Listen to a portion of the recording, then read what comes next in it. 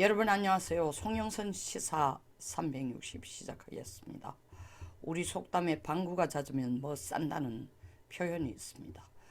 올 들어 김정은은 우리 한국을 향해 혹은 동해바다를 향해 혹은 일본을 위협하면서 단거리 탄도미사일 방사포 장사정포 13차례에 걸쳐서 발사를 했습니다. 또한 최근에 들어서는 일주일 전 해안포까지 쏴대고 있고 금강산 관광지에 있는 장전항을 이제 잠수함 기지로 바꾸기까지 했습니다. 그리고 해안포에 구멍을 열어놓았습니다. 우리는 지금 9.19 합의를 위반했다고 북한에게 항의를 하고 있고 유엔에서도 똑같은 얘기를 하고 있고 미국도 그런 시각으로 북한을 나무라고 있지만 김정은은 눈 하나 깜짝하지 않고 계속 비슷한 짓을 되풀이하고 있습니다. 이런 상황을 보면서 미국 내의 안보 전문가, 군사 전문가들이 연이어 내놓는 분석이 연말쯤은 한반도에 큰 위기가 있을 거다. 더더구나 땡스기빙 데이에 추수감사절을 기념하기 위해서 지난 11월 28일 깜짝 방문을 아프가니스탄에 주둔하고 있는 주 아프가니스탄 미군 병사들의 기지를 깜짝 트럼프 대통령이 깜짝 방문을 했습니다. 그러면서 5,000명을 철수하겠다는 발표를 하자 워싱턴 포스트지는 얘기했습니다. 다음 차례는 한국이다. 주한미군이 철수할 차례다. 이렇게 트럼프가 그렇게 자기의 소위 말하는 해외 주둔 미군 병력을 철수하자는데 반대하던 매티스라든가 볼턴을 잘라내고 나니까 자기 마음대로 지금 칼을 휘두르고 있기 때문에 한국에서 미군을 부분 삭감을 하거나 아니면은 철수시키는 것은 시간 문제다라는 기사까지 썼습니다. 저는 연이어 거기에 대해서 한국은 아프간이 아니다. 한국에서 주한미군 철수는 미군이 그렇게 쉽게 생각하지도 않고 인도 태평양의 협력을 통해 중국을 견제해야 된다는 것이 미국이 가장 큰 지금 대외적인 군사 협력 중에 하나라면 그리고 아시아에 있어서의 미국의 대중 전략이라고 생각한다면 주한미군 철수 가능성은 거의 0%에 가깝다. 어쨌든 워싱턴 포스트지뿐만 아니라 그 외에 워싱턴 지역에 있는 이곳저곳 연구소에 있는 북한 핵문제 전문가들이 지금 김정은이 하는 걸 보니까 장사정포도 쏘고 방사포도 드디어 연속 발사하는 모습까지를 8월, 9월, 10월, 11월 이렇게 4차례 했는데 결국 연속 발사에 성공한 건 이번이 처음이다. 제대로 방사포의 역할을 다연장 로켓으로서의 제 역할을 하는 것을 최종적으로 이번 시험 발사를 통해서 확인했다.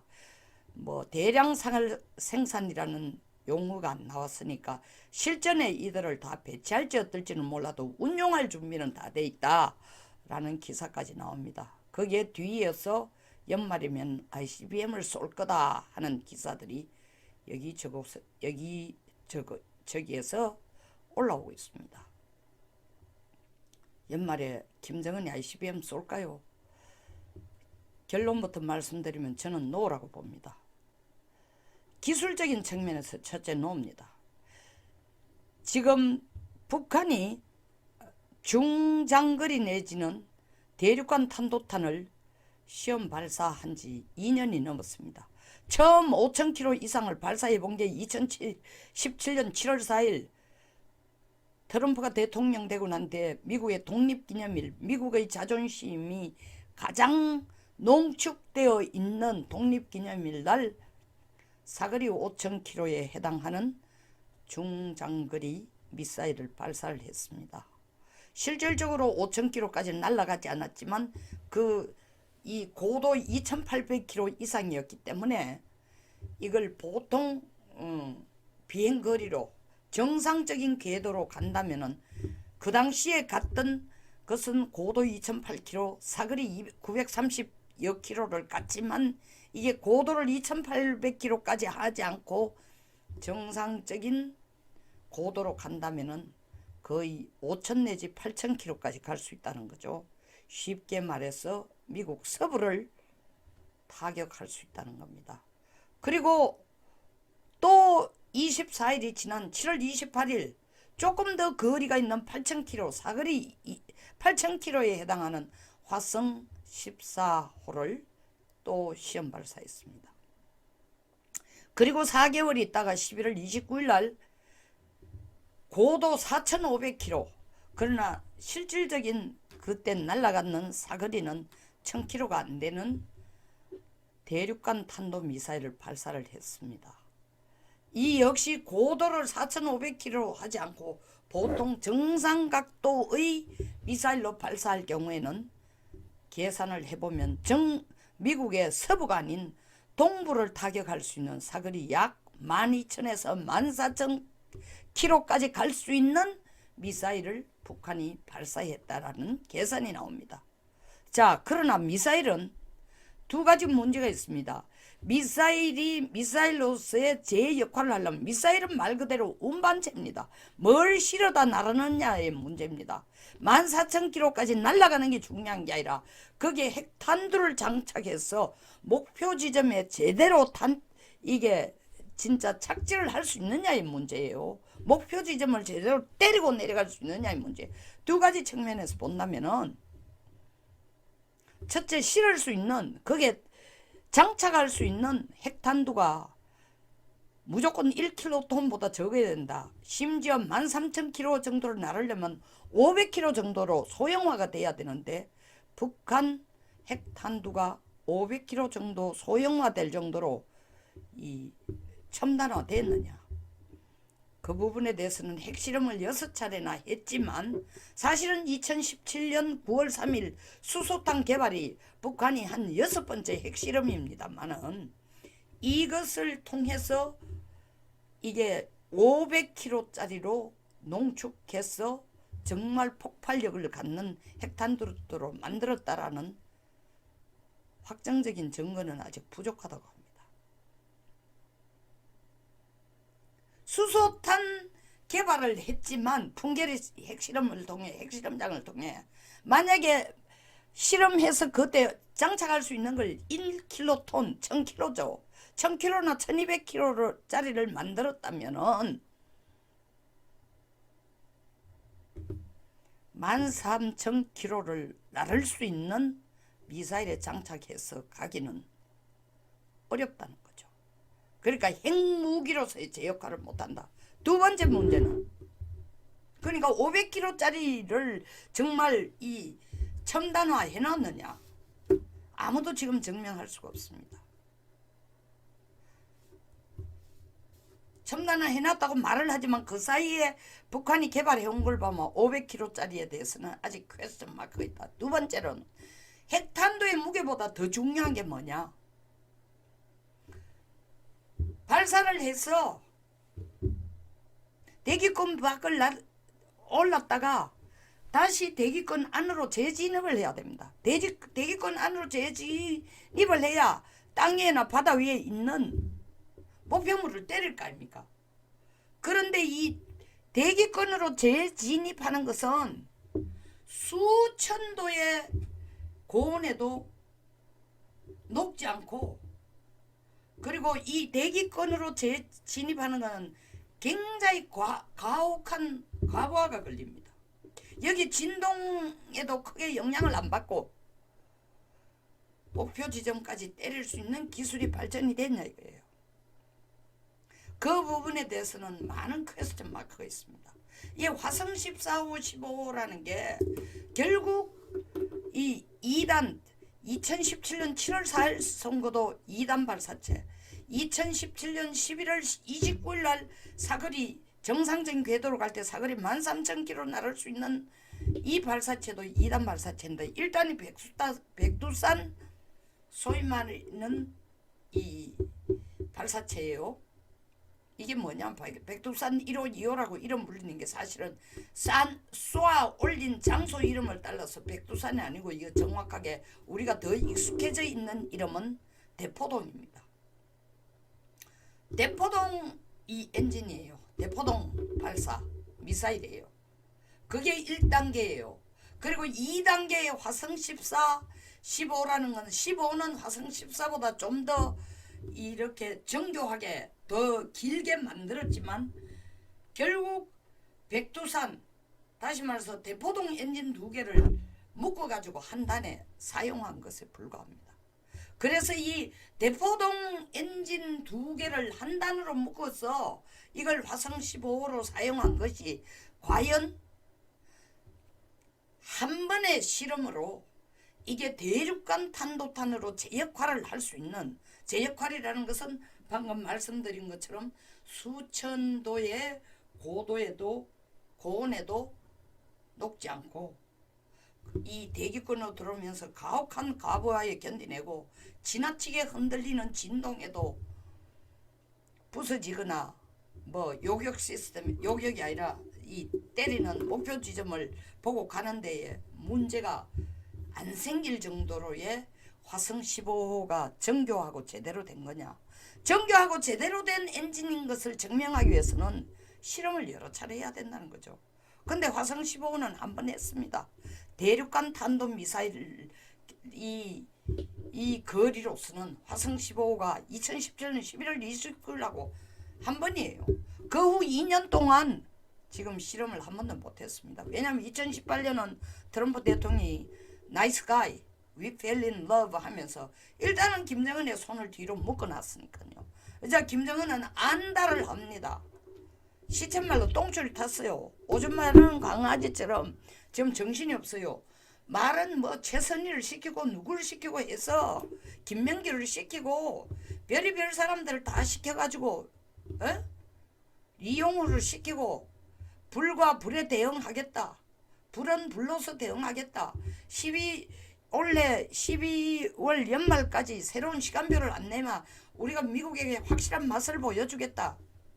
확실한 맛을 보여주려면은 1차 핵실험 할 때나 1차 장거리 미사일 날릴 때처럼 소리 소문 없이 갑자기 해야 되는데 지금 1년 내내 한국에 하는 거 보면 단거리 탄도미사일, 방사포, 장사정포 이런 걸 쏘아 날리면서 긴장감을 조장하지만 미국에 대해서 다시 말하면 미국의 동부까지 날아갈 수 있는 혹은 적어도 미국 서부까지 날아갈 수 있는 치명적인 미사일 개발을 못 해놓고 있습니다. 했다라는 증거가 없어요. 했다라고 하면은 실험실 수준의 해설련 일보다 SLBM은 여러 차례 했습니다. 그것도 실제로 잠수하면서 이게 장착해서 날리는 게 아니라 바지선에서 바지선을 물 밑에서 받치고 거기에서 수직 발사대를 세워서 바지선 물 밑에 있으면 잠수함과 같은 위치지 않습니까? 거기에서 발사하는 연습을 원래 이렇게 하기 전에 땅에서 먼저 해봅니다. 그 다음 바지선 여기서 여러 차례 해서 성공이 되면 그 다음 용기를 가지고 자신감을 가지고 잠수하면서 바로 발사대로 쏘아 올리는 거예요. 발사대를 통해서 잠수함에 장착된 발사대를 통해 미사일을 발사하는 겁니다. 그러니까 2년이란 공백이 있는데 그 사이 물론 북한은 끊임없이 노력하고 계속 개발해 왔겠죠. 그럼에도 불구하고 올해 연말에 단번에 쏘가지고 미국의 소위 말하는 동부 지역을 완전히 성공적으로 타격할 수 있는 수준의 대륙간 탄도미사일을 개발을 안 해놨다면 또 거기까지 싣고 올 수 있는 500km짜리 핵탄두를 장착할 수 있는 핵탄두를 개발해 놓지 않았다면 또한 이 13,000km까지 날라와서 대기권으로 제대로 들어와서 목표한 탄착 지점에 내릴 수 있도록 하지 않았다면 이번에 쏘는 거는 미국으로 하여금 북한의 어설픈 장난질의 어설픈 장난질의 본질을 드러낼 거고 본색을 드러낼 거고 미국으로 하여금 북한에게는 더 이상 용서 못하겠다. 이번엔 진짜 때려야 되겠다라는 명분만 더 강화시켜줄 뿐이라는 거죠. 그러니까 사실 지금 우리 한반도에 대해서 끊임없이 하고 있는 짓이 뭐냐면 초조하다는 뜻입니다.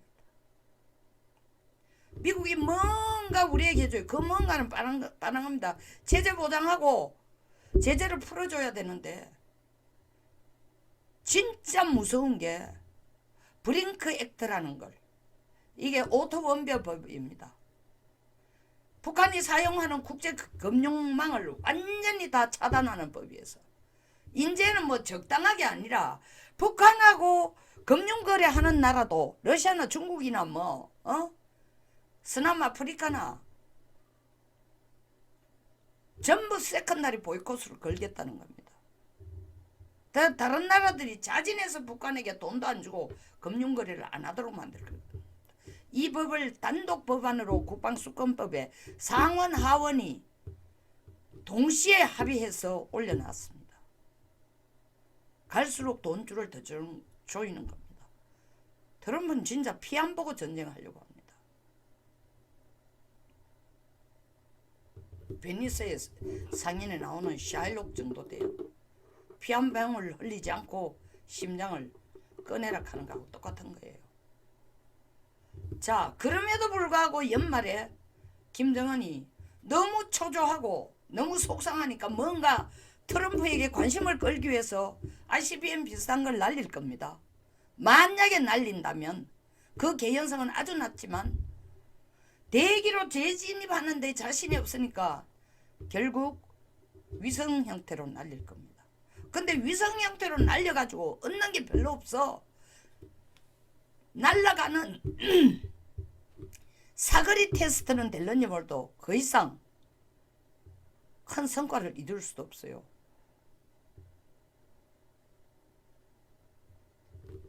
그걸 해서 트럼프의 관심을 끌까요?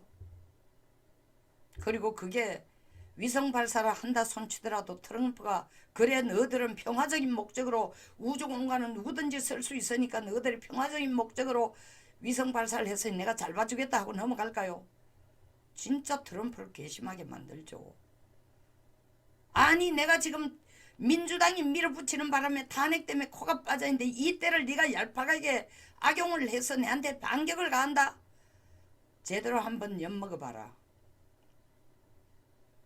내가 너희들 내 말 들으면은 핵을 없애고 미국 간의 새로운 관계를 설정하면은 잘 사는 나라로 만들어주겠다고 뉴욕에 있는 마천루까지 데리고 올라가서 뉴욕이 얼마나 휘황찬란하고 잘 발전됐는지를 보여주기까지 하고 폼페오가 김영철이를 데려가가 온갖 맛있는 스테이크를 다 사주고 얼마나 설득을 했는데도 아직 내 말귀를 못 알아듣냐.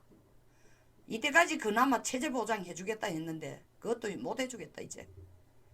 네가 죽으려고 김정은 네가 죽으려고 정말 환장을 난 모양이다. 이렇게 자꾸 무모한 장난짓을 하는 걸 보니 이렇게 나올 겁니다. 때문에 김정은이 이렇게 한반도를 향해서 난리를 치는 것에 비해 ICBM을 쏠 용기도 없고 쏘는데 드는 돈도 대륙간 탄도탄 정도를 발사하려면 3천억 정도가 소요가 됩니다. 절대로 적은 돈이 아니에요. 이게 김정은에게 지금. 저아버지는 김정일은 2,500만 불 250억에도 지돈이 마카오에 있는 델타뱅크에 묶이니까 물론 14년 전이지만 오줌을 쌌어요. 2년 동안. 김정은도 돈이 지금 그만큼 아쉽습니다. 그런데다가 브링크 액트라는 오토원별 법안을 미국의 국방수권법 안에까지 끼워넣고 홍콩 인권법안을 통과시키면서 미중 간의 무역 합의가 거의 무너지도록 해가 중국까지 오줌을 싸게 만들고 중국의 내년에 경제 성장이 4.4% 정도로 예측하고 있으니까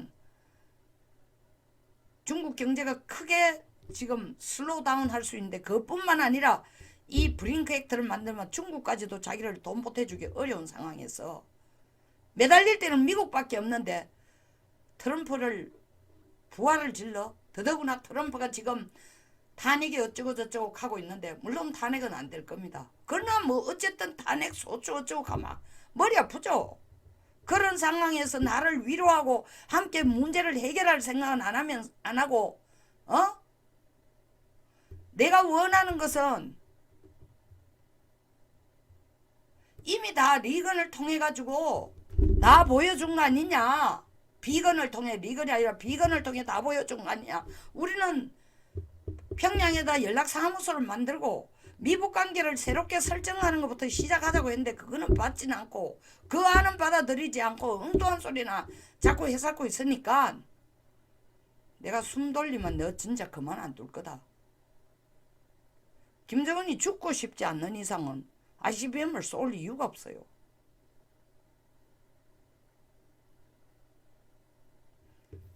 차라리 핵 탄두를 무게를 적게 하는 소형화 그리고 폭발력을 더 키우면서 무게는 적게 하는 소형화 실험을 한 번 더 할 가능성은 있을지 몰라도 ICBM을 날릴 가능성은 저는 거의 없다. 그거는 자살골이다. 그래서 많은 분석가들이 연말에는 한반도에 큰 위기가 생긴다. ICBM을 날릴 거다. 저는 날리지 않을 거다. 날리고 싶어도 기술도 안 되고 그럴 돈도 없고 그렇게 트럼프를 자극해서 그 다음 연장되는 협상을 할 수가 없다. 김정은은 지금 민주당이 대통령 되는 것보다는 그래도 트럼프가 대통령 되는 게 자기가 말하기 수월하다고 생각하는 게 확실하니까요. 송영선 시사 360 여기서 마치겠습니다. 공감하시면 좋아요. 그리고 구독, 공유를 꼭 부탁드립니다. 여러분들의 토론 환영합니다. 끝까지 시청해 주셔서 감사합니다.